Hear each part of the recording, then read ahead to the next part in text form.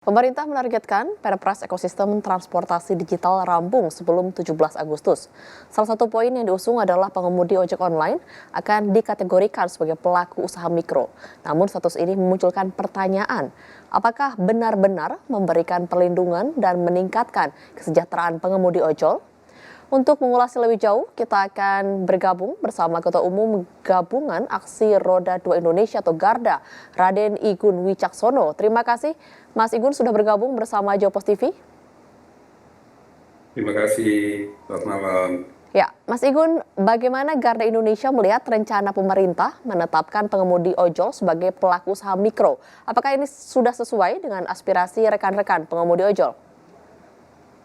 Ya, jadi memang selama ini dari tahun 2010 semenjak ojek online ini hadir di Indonesia, itu status dari pengemudi ojol ini kan disebutnya sebagai mitra. Namun ini hanya sebutan, belum ada status hukumnya atau tidak ada legal standingnya. Nah, belakangan ini dari tahun 2024 kami memang mendorong agar pengemudi ojek online ini mendapatkan status hukum, punya legal standing. Dan kami mendorong kepada pada saat itu Kementerian UMKM agar mengakui ojol sebagai bagian dari ekosistem UMKM sebagai legal standing. Nah, per tanggal 1 Juli kemarin 2026 itu pemerintah menyampaikan bahwa memang ojol akan masuk dalam ekosistem UMKM. Nah, ini hal yang memang kami dorong sebelumnya. Status hukum dari pengemudi ojek online ini berstatus sebagai UMKM seperti itu. Ya, menurut Mas Igun sendiri, apakah status sebagai pelaku usaha mikro akan memperkuat perlindungan dan kesejahteraan pengemudi ojol?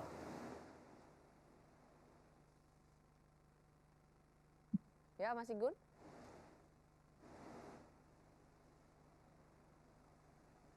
Ya, Mas Igun, masih bisa mendengar suara saya? Bisa mendengar. Oke, Ya, ya jadi silakan. nanti beda nih antara berstatus ya. Jadi nanti beda nih antara sebelum berstatus hukum dengan sesudah berstatus hukum. Nah, kalau sebelum berstatus hukum banyak konflik yang antara pengemudi dengan perusahaan aplikasi yang melalui jalur-jalur yang memperkuat posisi dari para pengemudi ojek online. Nah, kami berharap dengan adanya status hukum atau legal standing ojol sebagai UMKM, maka posisi tawar dari pengemudi ojol ini akan naik di dengan perusahaan aplikasi ini jadi semakin kuat ya. Nah, tujuannya adalah untuk juga dapat menaikkan kesejahteraan dan pendapatan dari teman-teman ojek online dengan adanya status hukum.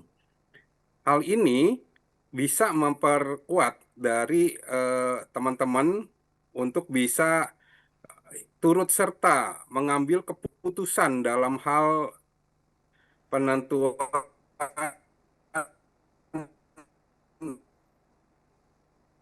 Ya, silakan Mas.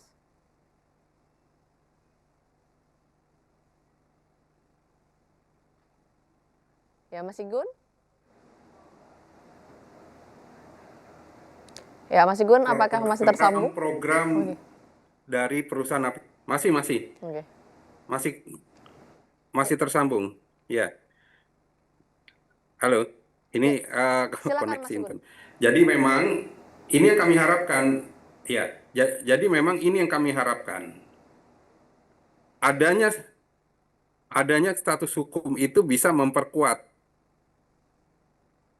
dapat memperkuat posisi tawar dari para pengemudi ojek online teraplikasi.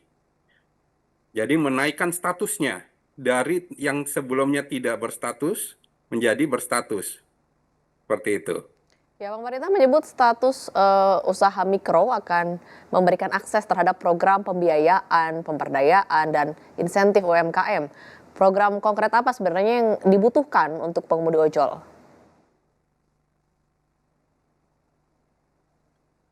Ya, Mas Igun? Salah satu yang mungkin pengemudi ojol, ya, salah satu yang mungkin pengemudi ojol menyambut baik masuk dalam sistem UMKM adalah salah satunya itu. Salah satunya adalah insentif pajak. Selama ini pengemudi ojol ini ada berbagai macam pajak diterapkan oleh perusahaan aplikasi. Ada yang menerapkan pajak 10%, ada yang menerapkan pajak PPh 21.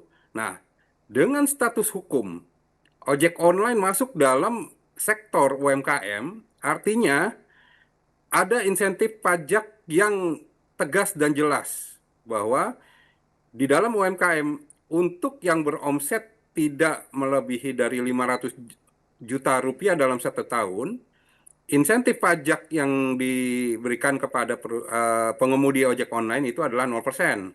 Artinya tidak dikenakan pajak nih para pengemudi ojek online. Nah, ini yang memang salah satu faktor yang mungkin pengemudi ojek online bisa dapatkan manfaatnya. Oke. Pemerintah Terus Oke, silakan. ada ya, ya. Lalu ada fasilitas dengan adanya kredit usaha rakyat. Nah, ini bisa mengembangkan potensi para pengemudi ojek online untuk tidak tidak bergantung menjadi pengemudi ojek online. Mereka bisa mengembangkan potensi sebagai usaha lain, usaha mikro maupun usaha kecil lainnya, yang sekiranya bisa menambah pendapatan bagi para pengemudi ojek online. Itu yang kita harapkan. Jadi faktor-faktor tersebutlah yang membuat kami dari asosiasi menyambut bahwa ojek online masuk dalam UMKM itu sangat baik. Ya, pemerintah menyebut masih ada pasal yang perlu difinalisasi. Menurut Mas Igun, apa saja poin atau aspirasi yang wajib masuk dalam Perpres tersebut sebelum ditetapkan? Yang Silakan Mas paling Igun. utama itu adalah adanya sanksi apabila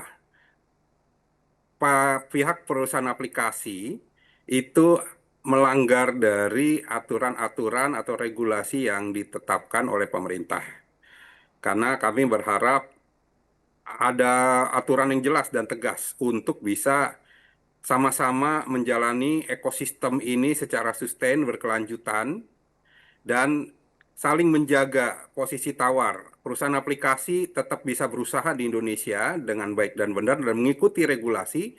Para pengemudi ojek online juga mendapatkan manfaat dengan adanya perusahaan aplikasi. Namun, apabila terjadi pelanggaran, itu harus ada sanksi.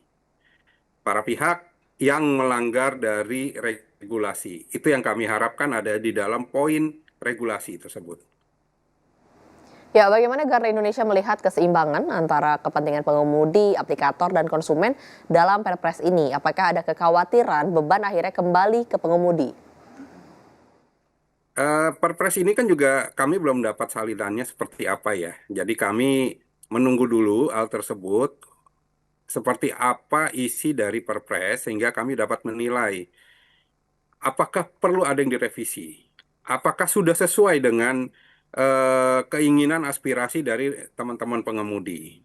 Karena kami juga menginginkan ekosistem ini terjaga atas sektor-sektor yang ada di dalamnya, seperti perusahaan aplikasi, pengemudi, dan para pengguna maupun merchant-merchant yang terlibat nanti di dalam ekosistem transportasi digital ini dan maupun ekosistem UMKM yang ada. Gitu. Baik, terima kasih telah bergabung bersama Jopos TV, Ketua Umum Gabungan Aksi Roda 2 Indonesia atau Garda, Raden Igun Wicaksono.